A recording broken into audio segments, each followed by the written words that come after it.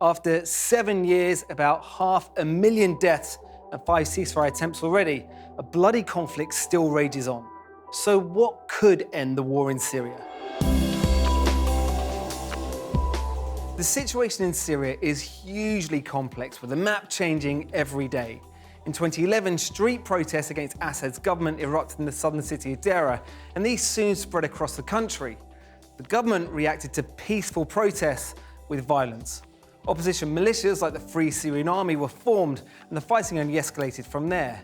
In the 7 years since, this war has become an international battlefield. Russia, Iran, Lebanese Hezbollah, the Kurds, Turkey, Israel, Saudi Arabia, and the US are all involved in this ongoing conflict. The war has also seen the rise and the retreat of the Islamic State group and the creation of Rojava, a de facto Kurdish autonomous region. Of course, it's impossible to say for sure what will happen, but experts believe there are a few likely scenarios. So what happens if Assad wins? Bashar al-Assad and his allies have retaken 65% of the territory he lost over 7 years. Vladimir Putin says the war is already over. He declared victory for Russian and Syrian forces against IS and Western-backed rebels. Given the strength of Russian and Iranian support, it's possible Assad will wipe out any remaining opposition in the north and south. But Dr. Omar Imadi from St. Andrews University says a military victory will bring about its own problems. This regime, the Syrian regime, is winning over the rebels, okay? But the populations within these towns are not being won over, nor can you really claim to be victorious over, because they're here to stay. And unless there is a formula by which you can live with these people, I can't quite see this as a victory. So if not an outright military victory, perhaps the country can find an end to the fighting. So what could a ceasefire look like? There have been attempted ceasefires in Syria before, but the longest only lasted 6 months back in 2016, and both sides were accused of breaking it. It was a deal backed by both Russia and the US, and any future peace deal would need the full backing of both countries to succeed.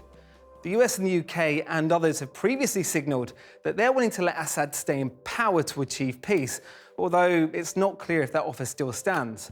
And Assad and his allies are confident of victory, with rebel groups losing ground. So Lena Kati from Chatham House thinks peace is highly unlikely. Effectively, they use ceasefires as a political tool.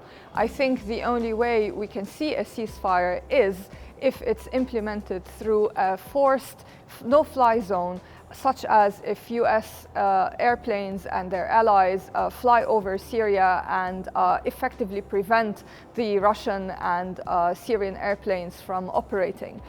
So here I'm saying that a ceasefire can only happen if the regime is made to basically take it. A ceasefire then is an optimistic outcome. A military stalemate is more likely. So what would a stalemate look like? If Assad is unable to secure an outright military victory, the fighting could drag on in small pockets throughout the country, with foreign powers continuing to back both sides. So, well, much like the current situation. No side has enough power so as to overwhelm completely everyone else. There will continue to be these important glitches, so to speak, that prevent a victory of this type the Syrian regime hopes for from actually taking place. There is another possible outcome. So what happens if Assad falls? This is the least likely scenario. It would require a massive military effort from Assad's enemies, particularly the US, and there's no apparent political will to oust Assad through military force. The alleged chemical attacks by Assad on eastern Ghouta did obviously prompt a response from the US, Britain and France, but the military strikes that followed were limited and targeted. In fact, the UK Prime Minister Theresa May explicitly said the goal was not regime change. But even if the unlikely were to happen and Assad was forced from power, installing a new government that reflected Syria's ethnic and cultural diversity would be a huge challenge. The beauty of what Syria is the fact that it's this beautiful mosaic. You know, it's extremely difficult to put your hand on a place in Syria where only certain types of people with certain type of ethnicity or religious background live. One option could be dismantling Syria into separate states. Arguably, the process is already happening with the formation of Rojava in northern Syria.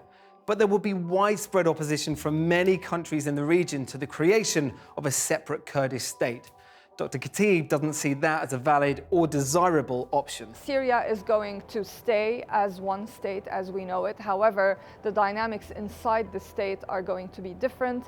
This therefore brings up the importance of talking about decentralization as a potential mode of governance in Syria further down the line.